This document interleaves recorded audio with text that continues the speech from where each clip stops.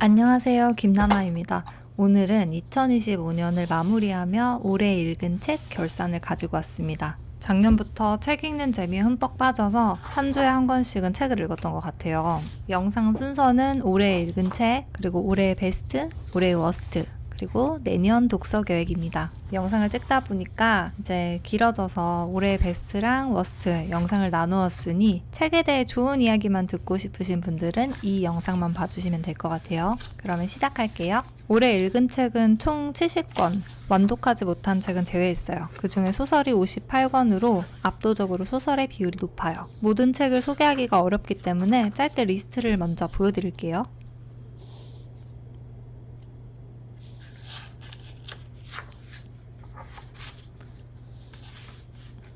그리고 여기서부터는 휴머니스트 세계문학 시리즈입니다. 나중에 뒤에 가서 한 번 더 이야기해 볼게요. 짠! 요렇게 70권입니다. 리스트를 보시면 아시겠지만 저는 고전 소설을 좋아하고 읽었던 책을 다시 읽는 것도 좋아하는데요. 이번에는 제독한 책이 조금 있었어요. 그리고 이상하게 유행 타는 책이나 베스트셀러에 손이 잘 안 가더라고요.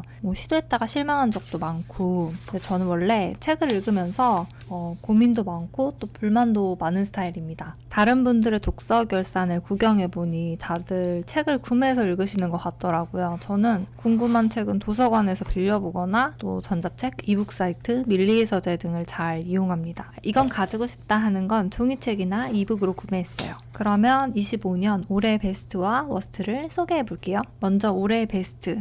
좀 많아요. 7권이나 됩니다. 원래는 3권만 뽑아보려고 했는데 정말 뺄 수가 없는 거예요. 짧게 책 소개와 저에게 왜 이 책들이 올해의 베스트였는지 소개해드릴게요. 1. 가브리엘 가르시아 마르케스의 100년의 고독. 100년의 고독은 총 2권으로 이루어져 있고 저는 미음사 버전으로 읽었습니다. 스토리는 마을 마콘도에 살고 있는 부엔디아 가문의 역사를 기록한 이야기인데요. 이야기의 사랑과 탄생, 그리고 인간의 어리석음과 유전, 폭력, 망각, 그리고 다시 멸망으로 순환되는 스토리입니다. 라틴 아메리카의 역사가 함축 비유되어 있는 이야기로 신화적인 분위기를 풍기는데요. 이 책이 왜 좋았는지도 이야기해 볼게요.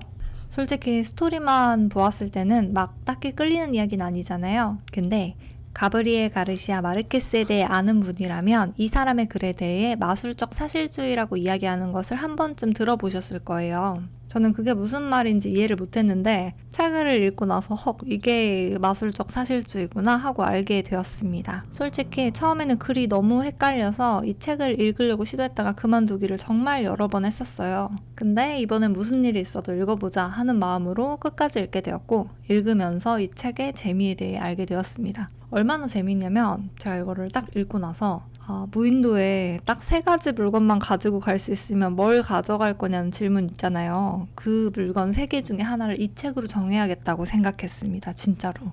처음에 헷갈리는 이름만 잘 참아내면 문제없이 이야기에 빠지실 수 있습니다.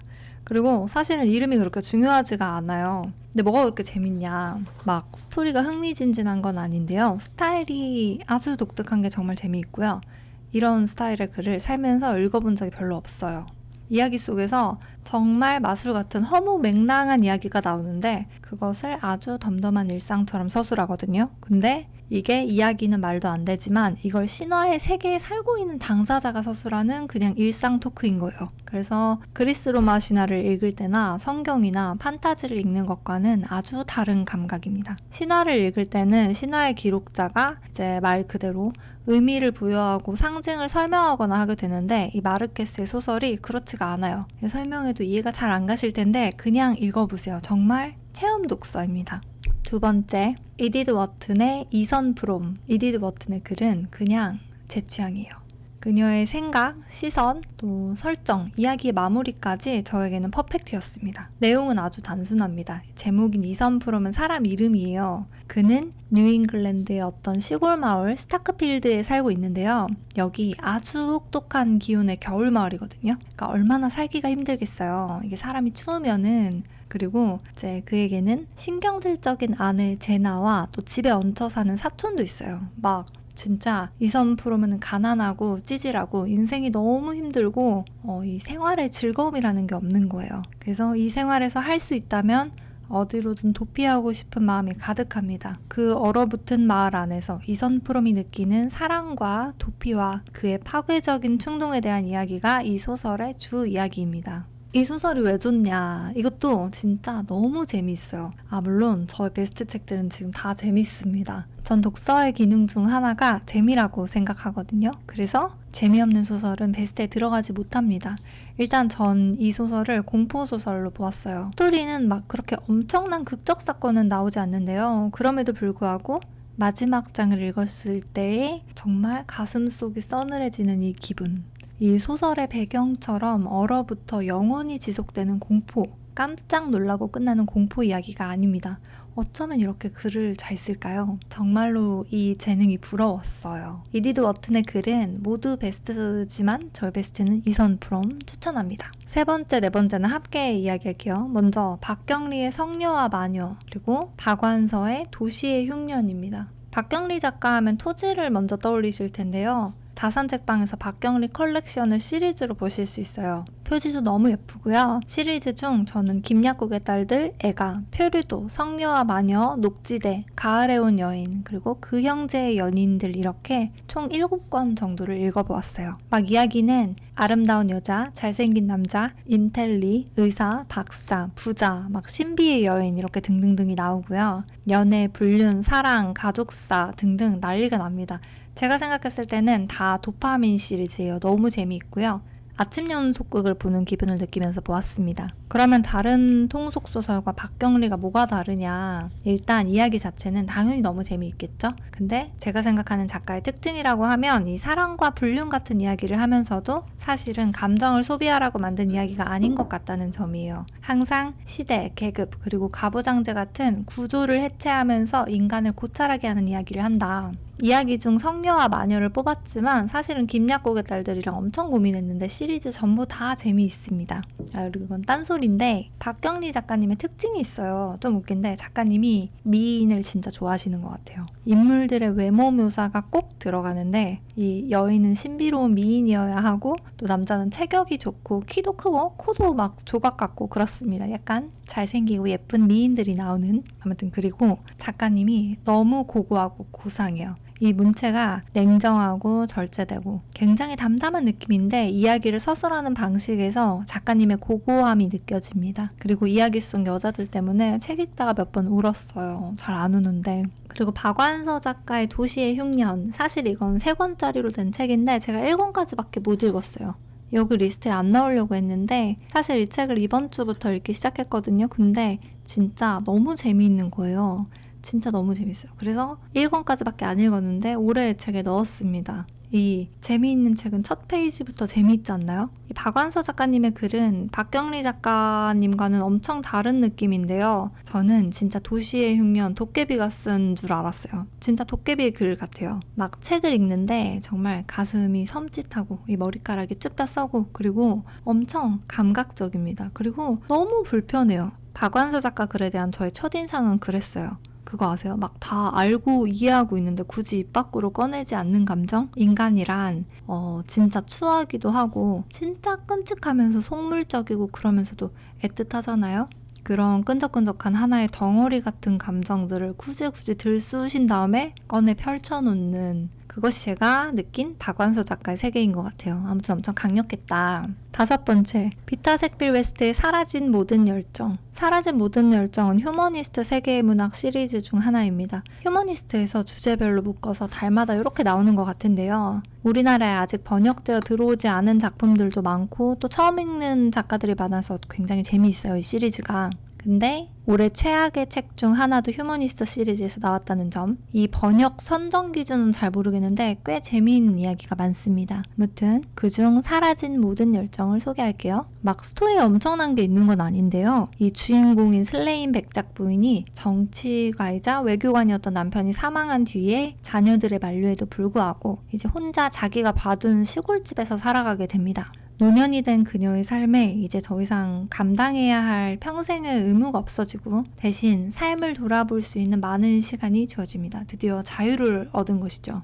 슬레인 백작 부인이 결혼으로 인해 잃어버린 자신의 꿈과 젊은 시절, 그리고 삶의 선택들을 돌아보는 이야기가 이 이야기의 주된 사건입니다. 이 시골집에서 그리고 소소하게 새로운 우정을 만들기도 하고요. 이 책이 왜 올해의 베스트인가? 솔직히 이 소개처럼 정말 극적인 사건은 하나도 없거든요. 이 그녀의 작은 선택들이 쌓여 만들어진 지금의 삶에 대해 돌아보면서 삶이 통합되어 하나의 풍경이 되는 순간, 그것이 자아의 회복이고 그것을 독자가 함께 체험하는 감각, 너무 탁월하고 아름답습니다. 그리고 지금 난 어떻게 살고 있는지, 꿈꾸는 대로 살고 있는지를 돌아보게 하는 이야기였거든요. 26년을 여는 책으로 이 책을 읽어보아도 진짜 좋을 것 같아요. 이야기를 풀어나가는 방식도 재밌고 아름다운 묘사를 감상하는 즐거움도 있지만 삶에 대한 열정을 불러일으키는 이야기는 진짜 드물잖아요.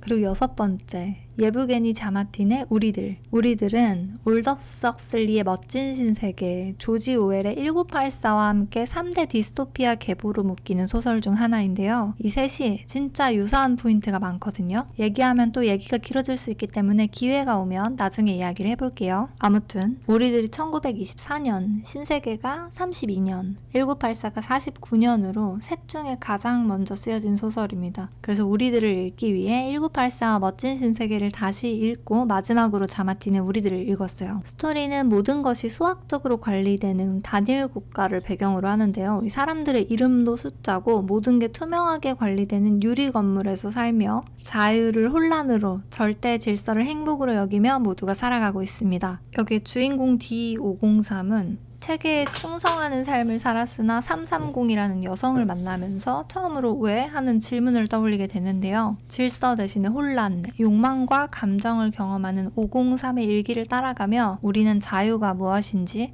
인간에게 완전한 통제가 정말로 가능한 것인지를 생각하게 됩니다. 이 책은 어디가 좋았을까? 제가 이 소설을 읽고 알게 됐는데 전 좀 러시아 소설을 좋아하는 것 같아요. 얘도 처음에 쓰여진 형식이 좀 생소하고 낯설어서 도통 집중이 안 됐거든요. 근데 이 재미없음을 참고 중반부를 넘어서면 독서로 체험할 수 있는 정말 새로운 경험을 하게 되실 거예요. 503이 새로운 욕망을 경험하며 왜? 라는 질문이 생기고 난 뒤에 그의 삶에 더 이상 안정과 통제가 자리할 수 없게 되는데요. 이 503이 느끼는 혼돈을 제3자가 되어 이야기로 따라가는 것이 아니라 503의 일기라는 형식을 통해 내가 정말로 함께 체험할 수 있습니다. 진짜 체험이요. 어떻게 이렇게 글을 설정했는지 너무 재미있어요. 그리고 아주 철학적이기도 한데요. 이 작가가 러시아 혁명 직후의 현실을 실제로 경험하고 이 폭력을 목격한 내부 당사자이기 때문에 실제의 공포와 고민이 느껴지는 글이었습니다. 그리고 이것도 딴 말인데 이 우리들을 읽어보시면 조지 오웰의 1984에서 주인공이 좀 이상하잖아요. 이 책에도 어딘가 허술하고 이 1984가 뭘 따라하고 싶었는지를 우리들을 읽으면서 정확하게 이해할 수가 있습니다. 그리고 여기에서도 까라마조프가의 형제들을 떠올리게 하는 논리가 나오는데요. 작가가 도스토옙스키의 글에서 영향을 많이 받은 것 같았어요. 그리고 지금 소개하려고 하는 책, 마지막 올해의 베스트, 까라마조프가의 형제들입니다. 올해의 베스트일 뿐 아니라 저의 인생책입니다. 책을 읽고 나서 이후의 모든 생각의 기준이 까라마조프로 바뀐 것 같아요. 까라마조프는 총 3권으로 이루어져 있는데요. 이 아버지 표도르 까라마조프 그리고 그의 세 아들들의 이야기가 책의 전개 내용입니다. 어느 날 아버지 표도르가 살해되었습니다. 모든 증거들은 아버지와 사이가 안 좋았던 장남 드미트리를 가리키고 있는데요. 결국에 그가 살인범으로 기소되고 마는데 과연 누가 진짜 아버지를 죽인 살인범일까요? 가 줄거리지만 실은 그건 중요한 게 아니고요. 책의 내용 자체는 사상 중심으로 이루어져 있습니다. 세 아들들은 모두 사상이 다른데요. 첫째, 드미트리는 욕망적인 인간입니다. 몸의 인간이며 굉장히 충동적이고요. 둘째, 이반은 이성을 대표합니다. 그리고 신이 없다면 모든 것이 허용된다는 논리를 가지고 있어요.